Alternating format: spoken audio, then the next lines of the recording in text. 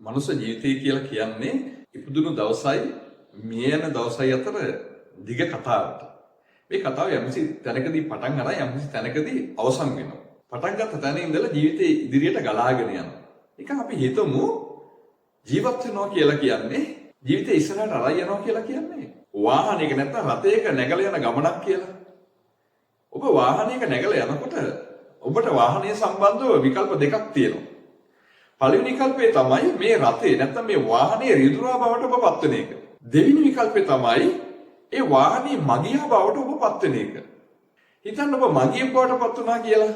එහෙනම් මේ ජීවිතය කියන රථය පදවන්නේ වෙන කෙනෙක්. ඒ කියන්නේ ඔබ ජීවත් වෙන්නේ වෙන කාට හරි ඕන විදිහකට ඔබේ ජීවිතයේ තනිකර පාලනයේ තීරණ ගැනීම සැලසුම් කිරීම ඒ සියලු කටයුතු ඔබ කාට හරි පවර්ලා තියෙනවා.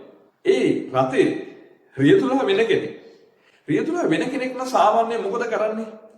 ඒ රථය එයා අරයි යන්නේ එයාට ඕන ගමනාන්තයට.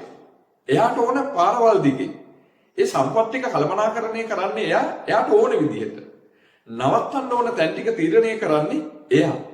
කොයි තැන්වලදී වේගයෙන් යන්න ඕන, කොයි තැන්වලදීද හිමින් යන්න ඕන කියන එක තීරණය කරන්නේ එයා. සමහරට එයාට ඉස්සරහට යන්න ඕන වෙනකොට එයා ඉස්සරහට යනකොට එයාට හිතුනොත් එහෙම නෑ මම කලින් තීරණය කළගෙන ගමනාන්තයට නෙවෙයි යන්නේ වෙන ගමනාන්තයකට කියලා.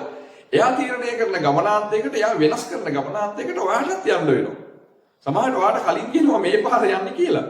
එයා ඉදිරියේදී ටික දුරක් ගිහලා ඒ පාර වෙනස් කරලා ඔයා නොදන්න මට හිතා ගන්නවත් බැරි ගමනාන්තයක් සහිත පාරකට වාහනේ හරවන්නත් ඉඩ තියෙනවා. ඉතින් ඔයා ජීවිතය කියන රථේ මගිය බවට පත් වුණොත් අවසානයේ වෙන්නේ ඒ රියදුරාට ඕන ගමනාන්තයට වාගේ ජීවිතය ආරයි යන්නේ. ගොඩක් මිනිස්සු තමන්ගේ ජීවිතය කියන රථය ඒ රථය සම්බන්ධ තීන්දුව తీරන ගන්න. යන්න ඕන පාරවල් ටික මොකද්ද කියලා තීන්දුව කරන්න, ගමනාන්තය මොකද්ද කියලා තීන්දුව කරන්න වෙන අයට ඉඩ දීලා සමහර තමන් නොදන්න ගමනාන්තවල මම්මුලා වෙලා ජීවිතයේ අවසාන භාගයේ දුක් වෙනවා. අපරාධي කරගත්ත මෝඩකම මං හරි ගොංකම මෝඩකමක් කරගත්තේ මේ මිනිස්සු විශ්වාස කරලා. මම මගේ ජීවිතේ මේ මිනිස්සු මත තියලා ජීවිතේ ඉස්සරහට අරන් ආවේ. අවසානයේ මේ මිනිස්සු ජීවිතයක් ලැබුවා. මේ මිනිස්සු කැමති ගමනාන්තවලට ගියා. මම නිකන් මගේ ජීවිතයේ රස්තියාවුදු කරගෙන අපුත්තිවා මිනිස්සෙක් බවට පත් වුණා විතරයි කියලා. ඒ නිසා ඔබට තියෙන දෙවෙනි විකල්පය සහ මං හිතන විදිහට හොඳම විකල්පය. ඔබගේ ජීවිතය කියන රථේ මගිය බවට පත් වෙන්නේ නැතුව රියදුරා බවට පත් වෙන්නේ. රියදුරා බවට පත් වුණොත් වෙන්නේ මොකද? ඒ කියන්නේ ඔබේ ජීවිතයේ සම්බන්ධ 100%ක පාලනයක්, තීරණ ගැනීමේ පාලනය, මෙහෙවීමේ සැලසුම් කිරීමේ පාලනය ඔබ අතර ගත්තොත් මොකද වෙන්නේ? ඒ රථයේ රියදුරාව බවට පත් වුණොත් ඔබ යන්න ඕන ගමනාන්තය මොකද්ද කියලා ඔබ තමයි තීන්දුව කරන්නේ. ඒක ඔබේ ජීවිත දැක්ම බවට පත් වෙනවා. යන්න ඕන මොන පාරවල් වලද කියලා ඔබ තමයි තීන්දුව කරන්නේ. යම්කිසි පාරක යනකොට ඊට වඩා හොඳයි මෙන්න මේ පාර ගියොත් කියලා ඔබට හිතුනොත් ඒ පාර වෙනස් කිරීමේ බලතලත් ඔබේ අතට එනවා. ඔබ සතු තියෙන සියලුම සම්පත් ටික ඔබේ ඉලක්කයට ඔබේ ගමනාන්තයට යන්න ඉතාම කාර්යක්ෂම භාවිතා කරන්නත් ඔබට හැකියාව ලැබෙනවා. ඒ වගේම ඔබ කැමති තැනකින් ඔබට නවත්තන්නත් පුළුවන්. ගිමන් හරින්නත් පුළුවන්. ඔබ කැමති කෙනෙක් මේ රථයට ළඟ ගන්නත් පුළුවන්. ඔබ අකමැති කෙනෙක් මේකෙන් බස්සලා යන්නත් පුළුවන්.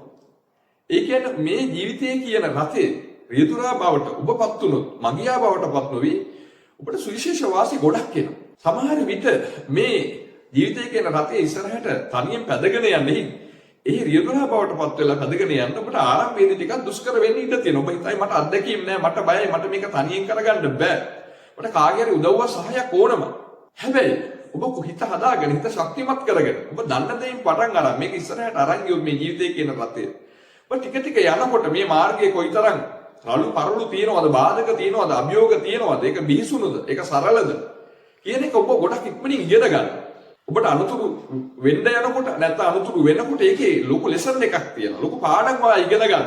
වේගය වැඩි කරන්න ඕන තැන් මොනවද, වේගය අඩු කරන්න ඕන තැන් මොනවද, ගිමන් අරින්න ඕන තැන් මොනවද කියලා ඔයා ඉගෙන ගන්නවා. කවදාද දවසක ඔයා ගමනාන්තයට ගිය දවසක ඒ රථයේ රියදුරා විදිහට ආපහු හැරලා බලනකොට හරි සුන්දර ගමනක් ඔයා ඇවිල්ලා තියෙන්නේ.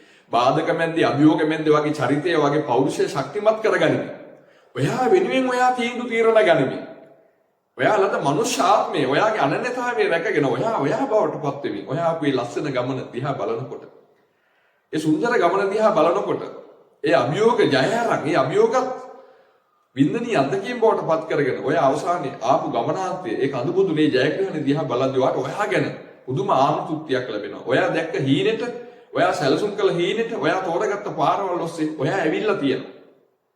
ඒ නිසා හොඳට මතක තියාගන්න මේ ජීවිතේ රතයක් න ะ.